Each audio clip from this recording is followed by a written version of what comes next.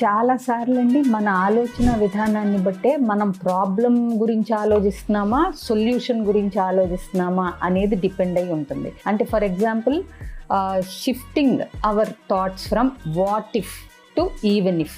అంటే ఒకవేళ ఇలా అయితే అనేది వాట్ ఇఫ్, ఇలా జరిగినా సరే ఈవెన్ ఇఫ్.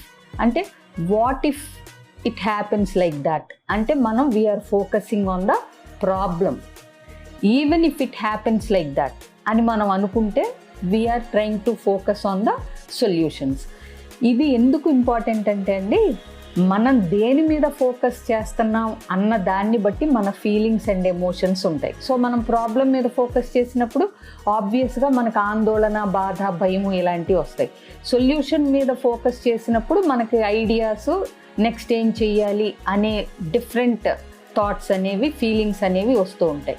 సో కాబట్టి ఆల్వేస్ మనం సొల్యూషన్ గురించి ఆలోచించేటప్పుడు ఇప్పుడు నేనేం చేయాలి, ఏవి నా కంట్రోల్లో ఉన్నాయి, దీని నుంచి నేను ఏం నేర్చుకున్నాను అనే విధంగా ఆలోచించినట్టయితే మనం సొల్యూషన్ వైపు త్వరగా మనం డైవర్ట్ అవ్వటానికి అవకాశాలు ఉన్నాయి.